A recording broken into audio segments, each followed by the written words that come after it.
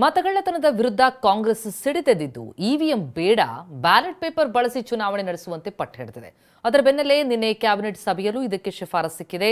DCM DK ತವರು ತಾಲೂಕಿಗೆ medical ಕಾಲೇಜಿನ ಭಾಗ್ಯ ಕೂಡ ಸಿಕ್ಕಿದೆ.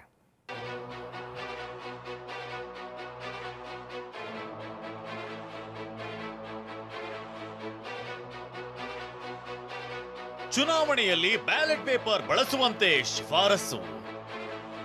ಚುನಾವಣಾ ಆಯೋಗಕ್ಕೆ ಶಿಫಾರಸು ನೀಡಲು ಕ್ಯಾಬಿನೆಟ್ ಒಪ್ಪಿಗೆ. ಮತಗಳ್ಳತನದ ವಿರುದ್ಧ ಹೋರಾಟ.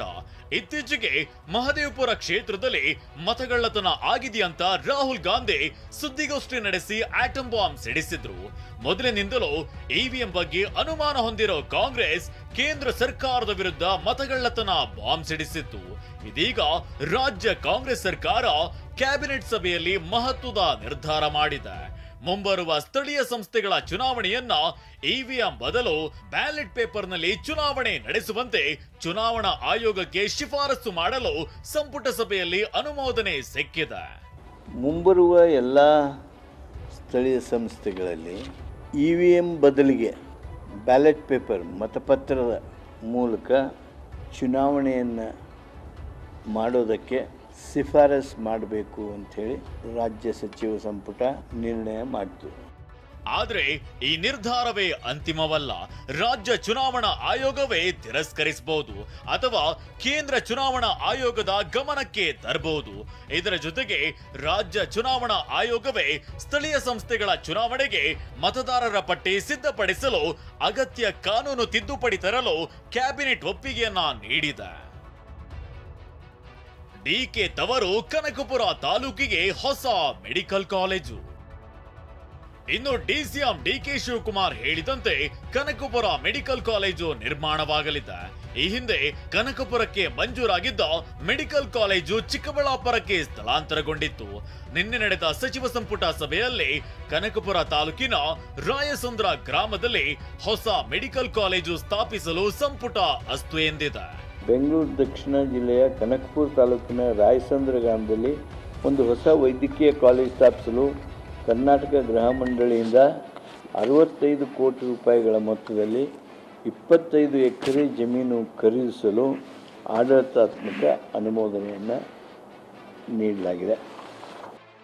ಇದಕ್ಕಾಗಿ 65 ಕೋಟಿ ರೂಪಾಯಿ ವೆಚ್ಚದಲ್ಲಿ 25 ಎಕರೆ ಜಮೀನು ಖರೀದಿಗೆ ಆಡಳಿತಾತ್ಮಕ ಅನುಮೋದನೆ ಸಿಕ್ಕಿದೆ. ಇದು ಐತಿಹಾಸಿಕ ದಿನ ಅಂತ ಡಿಸಿಎಂ ಡಿಕೆ ಶಿವಕುಮಾರ್ ಹೇಳಿದ್ದಾರೆ.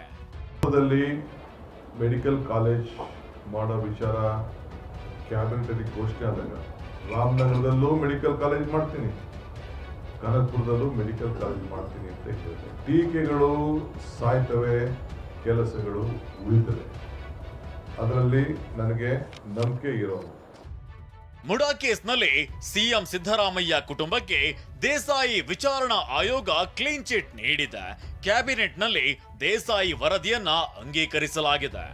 ಇನ್ನು ಸಂಪುಟದಲ್ಲಿ ಕೈಗೊಂಡ ಪ್ರಮುಖ ನಿರ್ಣಯಗಳು ಏನೇನು ಅಂತ ನೋಡೋದಾದ್ರೆ, ಇನ್ನು ಕೃಷಿ ಉತ್ಪನ್ನ ಮಾರುಕಟ್ಟೆ ಸಮಿತಿಗಳ ಮಾರುಕಟ್ಟೆ ಶುಲ್ಕ 41 ಪೈಸೆ ಬದಲು 42 ಪೈಸೆ ಆಗಲಿದೆ. ಆಶಾ ಕಿರಣ ಯೋಜನೆಯಡಿ 52.85 ಕೋಟಿಗಳ ಅಂದಾಜು ಅನುಷ್ಠಾನ ಮಾಡಿದ್ದು, ಕಣ್ಣಿಗೆ ಉಚಿತ ಚಿಕಿತ್ಸೆ ತಪಾಸಣೆ ಒಳಗೊಂಡಿರುವ ಆಶಾ ಕಿರಣ ಯೋಜನೆ ಇದಾಗಿದೆ. ಸರ್ಕಾರಿ ಶಾಲೆ ಮಕ್ಕಳಿಗೆ ಹಾಲಿನೊಂದಿಗೆ ಮಿಶ್ರಣ ಮಾಡಿ ರಾಗಿ ಮಾಲ್ಟ್ ವಿತರಣೆ ವಾರದ 3 ದಿನಗಳ ಬದಲಾಗಿ 5 ದಿನಗಳಿಗೆ ವಿಸ್ತರಣೆ ಮಾಡಲಾಗಿದೆ. ಇನ್ನು ಕರ್ನಾಟಕ ಇ ಸಾಕ್ಷ್ಯ ನಿರ್ವಹಣಾ ನಿಯಮಗಳು 2025ಕ್ಕೆ ಅನುಮೋದನೆಗೆ ತನಿಖಾಧಿಕಾರಿಗಳ ವಿಡಿಯೋ ಸಾಕ್ಷ್ಯ ಬಳಕೆಗೆ ಹೊಸ ನಿಯಮದಲ್ಲಿ ಅವಕಾಶ ನೀಡಲಾಗಿದೆ.